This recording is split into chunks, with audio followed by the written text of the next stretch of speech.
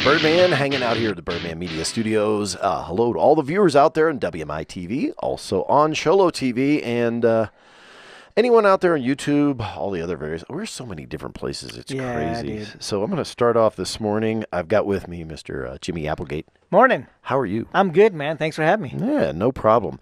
So we were just hanging out and talking about things, and we've made it through the last year, 2018. Yeah, and good, and we made it through well. And I don't have to be president anymore, so. Yet suddenly now, and Rob is now past president, which means really nothing. He doesn't do anything. And now I think I'm going to be more involved. Who knows? Anyways, they drag me into meetings. Yeah, that just means if we need something else, we'll just go. Hey, Rob, we have a sign for you. Hey, Rob. So, anyways, what are you doing Tuesday? Let's do lunch. Let's do lunch. Right. That. Hey, so a lot of things happened last year, and some changes happened, that are going to affect 2019. But off the beginning of the year, anything in January, we start back with our breakfasts in February. February, right? Yes. Sure. We didn't have one in January just because it was so close to the first, and right. Everybody's still yawning and probably have hangovers. And cool. So talk us through some of the events coming up here. Of course, we start out the year in the middle of leadership. Leadership is now it's the seventh course is more than halfway through. So the next one they have is January 17th, and that is the Education Day, which is a great day. I love that day. We get to sit in the room with many of the leaders of education in the White Mountain area and talk about what it looks like in the region and why, and we get their ear for a while. But there's a really educational day, if pardon the pun, but the pun, right? But it really is. It's a good day.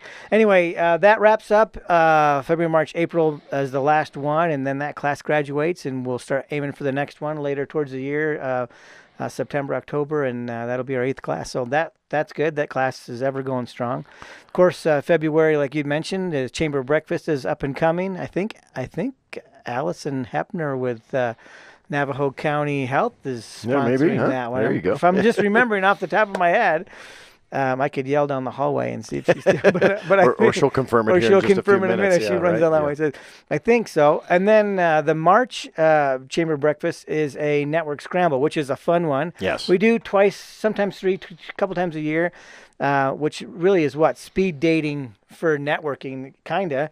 In a way, and everybody gets a table, and we kind of force you to network at a table for a while, 5 to 7 minutes, and then we rotate you through, and boom. So it's kind of a fun one. So other things that are up and coming as we start the new year, of course, always is the annual meeting, and our annual meeting this year is March 7th. Okay. We had a fantastic annual meeting last year. It was a blast. Total and riot. we, like I said, changes. So yeah. And one of the reasons we originally had our annual meeting for February 21st, 26th, whatever it was, right. And that changed to March 7th because we're getting our comedian back, Mark Cordes, but he's on a cruise ship. He hangs out on cruise ships jerk. All the time, so we called him a bad name. I kicked in his general direction, and we rescheduled it for the 7th. So Mark will be with. The point is that Mark will be with us again. Good. And he was a riot. We had a fun time. It'll be fun. I think this year we're going to do the trivia again, and we're going to change it to 80s trivia. Ooh, which is stupid fun. So if you remember that who the first elected mayor of Xolo was, it's not going to work for you this year. It won't matter. So there. And not 80s trivia. Unless it was in the 80s, which it wasn't. So yeah. Anyway. Very cool. So that'll be good. Awesome. That'll be good. Okay. And then moving right along out of March. Out of March, we aim course towards Xolo Days. Our biggest event of the year is June. This year changes. This is an important one. Pay attention. Pay attention to this change. Xolo Days for 17 years has been the first weekend in June. Always it has been. We bumped it now this year, and we'll bump it always now moving forward. That'll be the second weekend in June. There's a reason for that.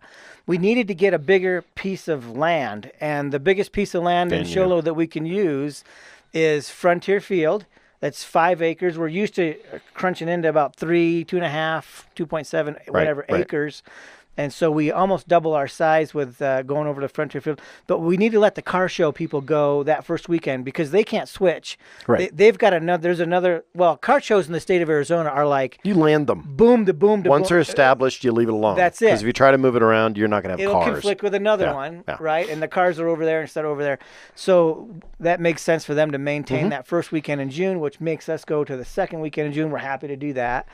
And I think so. It eliminates the conflict with the Derby down the Deuce and the cars getting to location. It does. It does make it so there's not as much going on that weekend, but it does allow us that have always been at Xolo Days to be able to go to the car show finally. Yeah, because I never could. Because I never get to go to the car show. Like 3 years ago. So having a whole bunch of everybody's like, oh, we got to spread out the events. Sometimes it's good to have all the events on a weekend because it actually helps with all the influx of people. Yeah. So it's people love to go to a lot of different events. It's like imagine if you went to Walt Disneyland. You went to Disneyland and they said, okay, this weekend we're only going to have these 3 rides.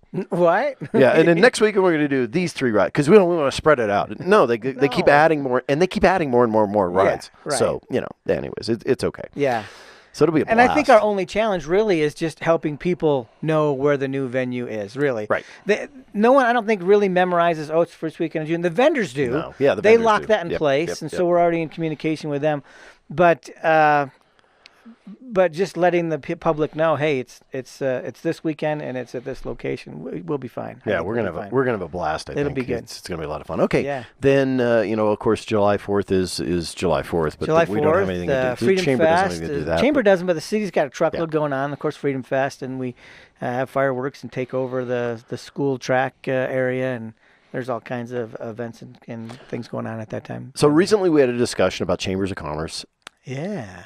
On the global aspect You of bet. all chambers of commerce, and Across the way country. chambers of commerce used to be the only way to really network. Right. Nowadays, we have like about a bazillion different ways to Right there. network, and they're all based off of They're something on you that carry phone. around with you and look at almost nonstop. So that aspect has really changed. It has. We sat down and we're going to sit down and actually take a retreat and talk about the refit or the repurposing of some of the stuff that the chamber does. I mean, I think it's as that networking has changed society and changed the way we do business. What does a chamber of commerce, especially the Xolo Chamber of Commerce, look like moving forward? How how do we change with that and be in front of that and so we're going to be doing that, and in changes and new stuff. We've got something new coming for next year too, don't we? We do. Yeah. The Crawtoberfest. Crawtoberfest, which I'm excited about. That's a cool thing, and so let me tell you how that came about. Okay. September, October, whatever, last year sometime. Last year, yeah. Summit Hospital, myself, Angie Fabian sat down and said, let's do an event together. Let's have fun and do something together. And she was looking for something to do. We were looking for something to do. We sat down and had a lunch, and we came up with 2 ideas. One of them was an Oktoberfest, which has been done on and off. And my big thing about October, by the way, Oktoberfest is being of German heritage. Oktoberfest does not occur in October. It's the last weekend. It's actually September-ish. Yeah. So it's the beginning. The September is Which the time frame. I didn't know that. And I'll be like, what? And it's like, no, it's know September because it leads you to October. Yeah. That's why. Okay, we'll check it out, everyone. Fest. It's great. It's the harvesting. It's the beer. It's the brats. It's the all that kind of stuff. Right. And crawdads. Why not? It's the United States. It fits right in. Well, so that was the other one was. There's been a Crawdad Festival in the White Mountains occasionally from time to time. It's been moderately successful, but we've not had one all the way into the center of White Mountains in the Xolo and Pine Top area. And so we have these 2 ideas sitting on the table, and we just went, well, let's get stupid and make them one. And so we figured we'll do an Oktoberfest with a Crawdad Festival and call it Crawtoberfest. And so we're going to do it. We're going to do it. We're excited about that. So we're lining up all the finite details. Like we are. All the location and stuff like that. And making sure that it's all going to work and gel. And then... nail down a date. We're still kind of flexible with where we're going to be in the date, I think. And so we're looking to solidify that up. So look for that announcement pretty darn soon. But look towards what? September, October. Yep, I mean, September. It's got to be in there I'd somewhere. say September. We can't. September. We're not allowed to go to October because it's October. No, September. I'm gonna stick that one. I don't know. Well, you know, and I knew, I was That's told, Germans. and I learned that, yeah, it's not in Never in October. I didn't know that, and I didn't know why until Yeah. you just said that. We're welcoming in October. There we go. So cool, awesome. And then of course we'll end up probably with a nice. The Christmas party, by the way, was it's small and cool and killer party. Yeah, it was fun. A lot of fun. It was fun. You know, it was the first time we've ever, I think it's the first time the Xolo Chamber has ever said, we're going to quantify the seats. We only have so many seats in the room that we rented, and that's all we have. So get your tickets. Because usually we've always said, hey, man, show up. Show up. And then if a whole you bunch don't of get your people tickets, then show up then at the door and whatever. As long as dinner's paid for, let's have a party. And this way we got phenomenal food. We knew exactly what we were getting, and it wasn't overly priced. Good job. Worked out good. Awesome. Worked out good. Cool. So Jimmie Applegate with the Xolo Chamber of Commerce. Hey, thank you for your time. Appreciate it. Look forward to the year and having another great year behind the Xolo Chamber and seeing what new we can bring to the table. So and stay tuned. We'll give you more updates as things occur. Details coming.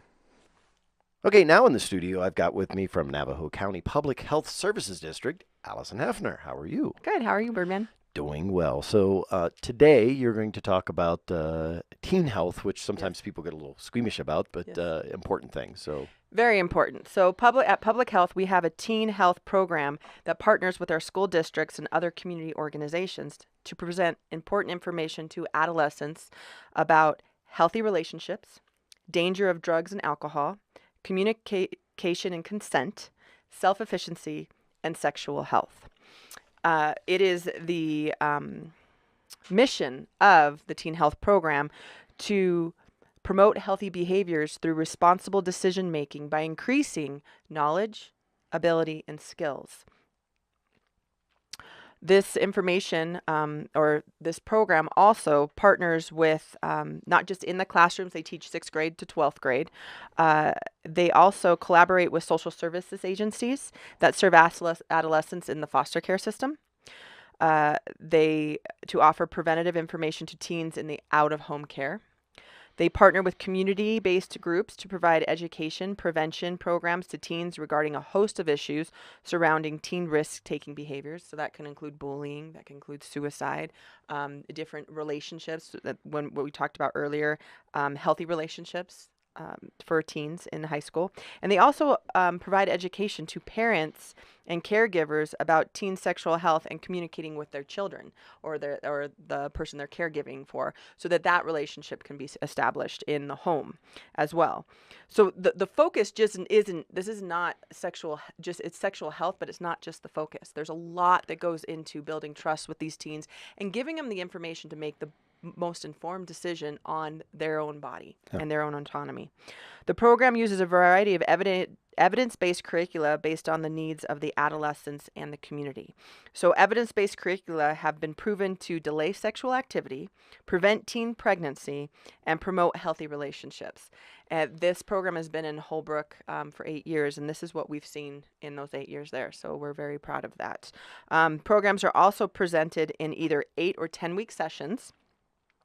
And that is so that they can build that relationship and that trust with the teen.